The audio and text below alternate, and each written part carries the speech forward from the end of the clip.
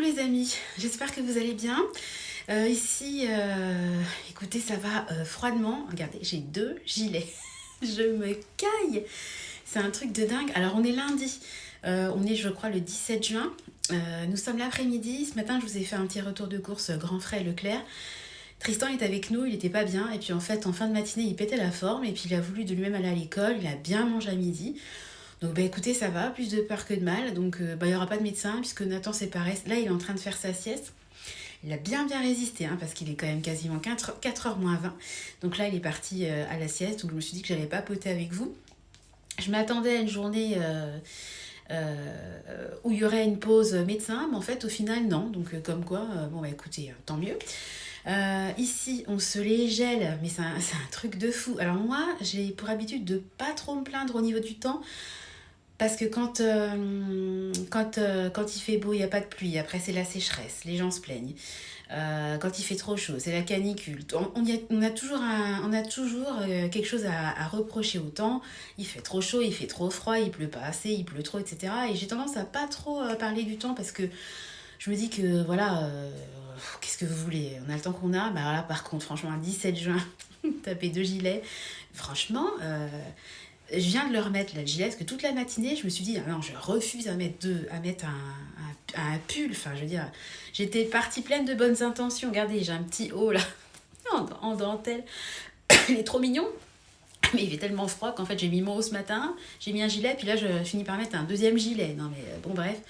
J'espère quand même qu'un jour, on aura un petit peu de chaleur, parce que bon, bah déjà, le soleil, c'est vrai que c'est dommage. Ça fait du bien, la vitamine D, on en a tous besoin, même pour le moral. Mais en plus, carrément, avoir froid un 17 juin, j'ai pas souvenir d'avoir eu froid comme ça au mois de juin. Moi, je me revois gamine. Quand j'étais gamine, que j'étais à l'école primaire, qu'on était le 17 juin, 10 jours plus tard, on était en vacances, je partais à l'école avec mon petit t-shirt. Il y a vraiment des airs d'été, quoi. Hein, mais là, on y est pas du tout. Bon, bref, faut toujours que je m'habitue à ma grosse tête, là, parce qu'à chaque fois que je rigole, ça me fait trop bizarre. Alors je fais un clin d'œil, tic. Ah oui, ça marche, tic. Pour Nathalie, tu te reconnaîtras. M'a dit la prochaine fois, tu me feras un clin d'œil. Voilà, je voulais papoter avec vous, pas du temps ni des maladies infantiles. Je voulais papoter avec vous. En fait, je vous avais déjà fait une vidéo sur ce thème-là et je sais pas ce qui s'est passé. Comme une gourde, j'ai perdu la vidéo. La vidéo, elle faisait quasiment 30 minutes parce que maintenant que j'ai un téléphone qui a changé, que j'ai plus de mémoire, je peux me permettre de parler plus longtemps. Et tatati, et tatata, je parle. Et puis à un moment donné, quand je fais enregistrer, le truc, une erreur est survenue et ça n'a jamais fonctionné. Oh, j'étais dégoûtée. Donc ça fait une semaine que j'ai fait la vidéo, donc j'ai pu digérer le fait que ma vidéo est perdue définitivement et je me suis dit que j'allais recommencer la vidéo. Alors c'est sur un thème qui est un petit peu qui me tient à cœur, dirons-nous. En fait, tout était parti il y a une semaine en arrière sur une conversation avec Tristan qui était déçu parce qu'il voulait faire quelque chose, il n'avait pas réussi, puis il m'avait dit une phrase comme oh, bah, je suis nulle, j'y arriverai jamais, enfin un truc comme ça. Et moi, je veux pas que mes enfants ils pensent comme ça, donc j'ai une affiche dans le salon, il faudrait que j'essaie de vous faire une insertion.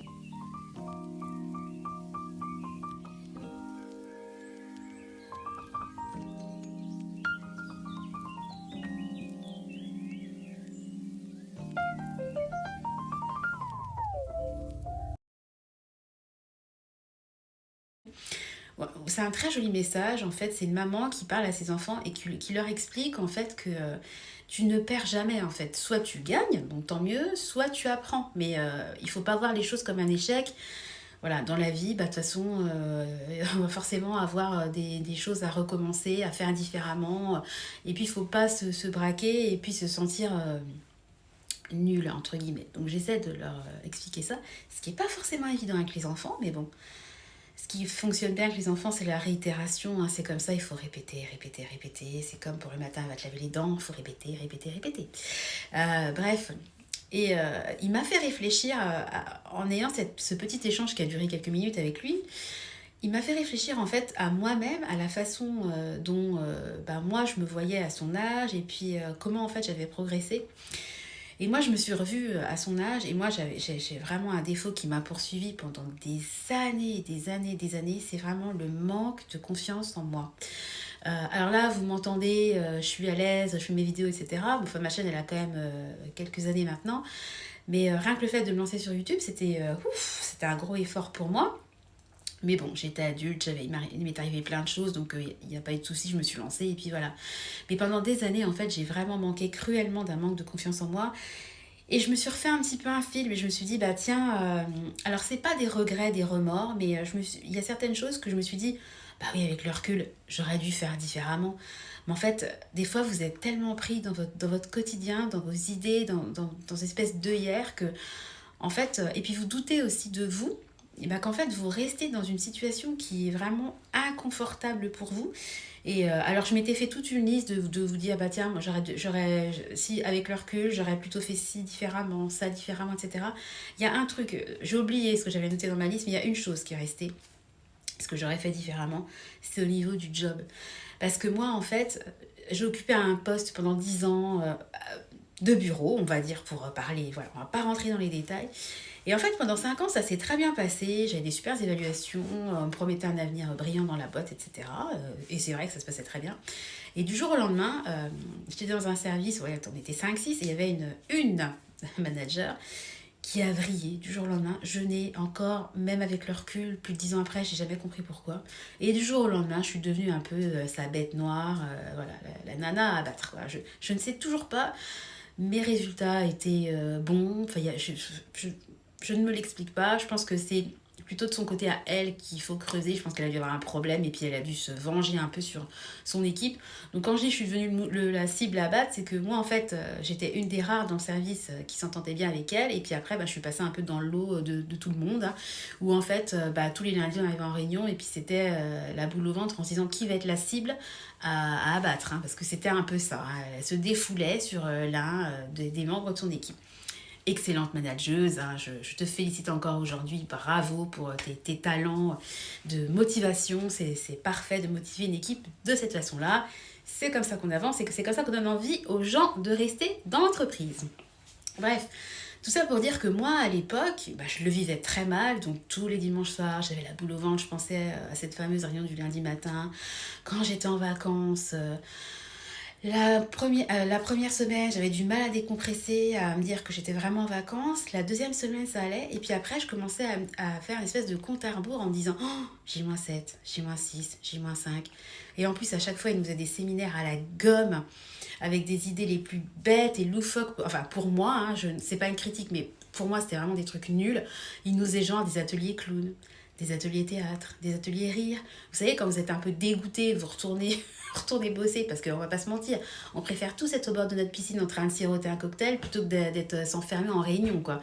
Vous retournez déjà en traînant la savate au bureau, vous attaquez par un séminaire et en plus on vous met à un atelier, genre un atelier, vous savez les ateliers où vous devez rire, vous avez pas du tout envie de rire et tout d'un coup vous vous mettez à rire comme une grosse débile. Moi, ça n'a jamais marché chez moi. Hein. Le rire n'est jamais venu. Et je trouve ça vraiment nul de... Et c'était vraiment... il fallait y aller, qu'on n'avait pas le choix. Et je trouve ça vraiment nul parce que, bon, moi, à l'époque, j'avais pris de la bouteille, entre guillemets, mais il y a des gens qui étaient super mal à l'aise, timides, causaient pas, qui étaient vraiment gênés, qui vraiment, ça leur causait vraiment... Enfin, vraiment, ils étaient vraiment mal, vraiment, c'était hyper malaisant. Puis franchement, voilà. Euh, Bref, tout ça pour dire que ce séminaire, en plus, rajoutait au fait de faire passer des mauvaises vacances quelques jours avant de retourner au bureau. Et moi, à l'époque, en fait, ça se passait mal, clairement. Et à plusieurs reprises, mon mari m'a dit mais casse-toi, t'as un bon CV, tu vas trouver, cherche ailleurs. Et moi, en fait, j'étais dans une espèce de... J'étais focus, en fait. Je voulais devenir maman. Et je travaillais, en fait, dans une institution où il y avait, entre guillemets, certains avantages. Et je m'étais fait un film, en fait, de tomber enceinte, de prendre un congé parental d'1 an, parce que pour un premier, vous aviez droit à 1 an, enfin 6 mois rémunérés, mais moi j'aurais pris 1 an, je m'en fichais. Et puis ensuite de claquer madame, parce que tout simplement, quand vous êtes en congé parental, à l'époque, je ne sais pas si c'est encore d'actualité, Vous aviez pas besoin de revenir effectuer votre préavis. Vous posiez vous claquiez votre dème et puis salut Berthe, quoi. Et moi, c'était tout ce que je voulais. Je voulais pas de conflit, qu'on me dise mais pourquoi, mais comment, c'est une question de salaire. Et puis on sait très bien que quand on claque sa dème, au début les gens ils sont surpris, puis après ils ont la haine parce qu'en fait vous êtes la dernière des merdes, mais ils se retrouvent bien dans la merde quand vous partez et qu'ils doivent vous remplacer et qu'ils se rendent compte que ah bah c'était pas si mal hein, ce qu'elle faisait la Sandra. Bref, ceci dit, tout le monde est remplaçable et puis moi je suis partie comme ça du jour au lendemain, j'avais pas du tout prévu, vous connaissez mon histoire et puis la boîte elle a pas coulé, hein, personne n'est remplaçable. Et moi j'avais cette espèce aussi de je sais pas, toujours volonté du travail bien fait, je rentrais chez moi, je pensais au lendemain, enfin, en fait, je pense que clairement, je m'appliquais trop, j'étais une éponge, et moi, ça, c'est mon problème, dans le milieu professionnel, mais également dans la vie de tous les jours. C'est-à-dire que moi, il y a des gens, des amis, je vous ai dit, moi, d'ailleurs, oui, ça faisait partie de la liste, ça me revient, où j'aurais fait différemment aussi par rapport aux amis. Parce qu'il y a des amis que j'ai continué de fréquenter, alors que c'était presque plus une souffrance qu'autre chose, parce que il n'y avait pas d'empathie, il n'y avait pas. C'était pas. Enfin, moi, une relation d'amitié, je la vois comme un échange gagnant-gagnant, l'un est là pour l'autre, etc. Enfin, c'est. Voilà, vous pouvez avoir des downs très longs, mais après, voilà, vous prenez le relais, etc. Et en fait, c'était toujours moi qui portais les autres. Et moi, à un moment donné, j'étais déjà dans mes émotions, dans ma galère de ne pas arriver à avoir d'enfant, d'avoir mon job qui me saoulait, et puis d'avoir un peu l'esprit embué. Et ils m'ont pas du tout servi, ces amis-là, bien au contraire. Voilà, donc si je m'étais vraiment, si j'avais suivi mon instinct, et si j'avais fait, avec le recul, j'aurais dû me séparer de ces amis bien avant, parce que ça m'a pas fait du mal, mais ça m'a pas fait du bien, quoi. Voilà, donc je voulais vous faire une vidéo, en fait, là-dessus, sur le fait de il faut jamais, enfin il faut essayer, parce qu'on doute tous de nous-mêmes, même si on fait l'effort et les rocks, etc. Ouais, je suis une battante, je suis un machin.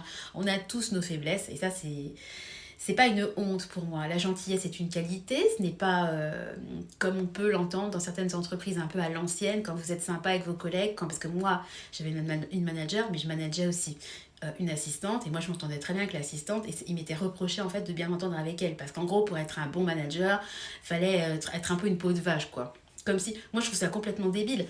Moi j'ai toujours pensé que dans une équipe, plus les gens s'entendaient bien, plus il y avait une cohésion, une entente, mieux ça laisse passer. Je dis pas de copiner et puis passer sa journée à fumer des clopes en pause, évidemment. Il y a un juste équilibre. Mais je vois pas pourquoi, si vous traitez mal les gens, vous allez être un meilleur manager que si vous avez un minimum d'écoute et puis de compréhension. C'est un avis personnel. Mais je pense qu'il y a quand même beaucoup de gens qui le partagent. Et en fait, cette réflexion sur l'amitié, sur le travail, etc., je me suis dit, en fait, on en revient toujours au même. Je vous en ai déjà parlé à plusieurs reprises. Je pense que dans la vie, il faut vraiment s'écouter et écouter son instinct, son intuition. Parce qu'on a tous au fond de nous une petite voix qui nous dit « Oh Sandra, casse-toi, ça va pas. Sandra, arrête de voir cette personne-là, fais comme ça. » Mais il y a une espèce de pression de la société qui est un peu latente, ou c'est même quand vous voulez investir dans l'immobilier, il y a toujours des gens qui vont dire « Ah, t'es sûr, machin, il m'avait payé. » Bien sûr, il y a des embrouilles. Ce matin même, on a eu un dégât des eaux dans un appart qui est arrivé hier, hein, d'ailleurs. Le locataire n'était pas là, la fille du dessous, qui est locataire aussi, c'était la catastrophe. En fait, elle a envoyé une photo, il y a 3 pauvres gouttes d'eau. L'autre, il était censé... on a envoyé un plombier qui peut être dispo. L'autre était censé être en repos aujourd'hui. Le plombier n'a toujours pas de son pas d'image. Enfin, je veux dire, on a toujours des embrouilles à gérer. Les gens sont vraiment... n'ont pas de parole. C'est parce que le gars nous disait hier, ouais, pas de problème, je suis en repos, je serai là. Et puis en fait, on lui a envoyé à peu près 4-5 textos dans la journée. On n'a toujours pas de réponse. Je trouve ça d'une incorrection et d'un manque de respect sans nom. Mais je vais pas vous parler de ça parce que ça va me faire monter en pression. Ça ne changera rien à la situation. La situation finira par s'arranger parce que ça fait des années et des années qu'on a des apparts.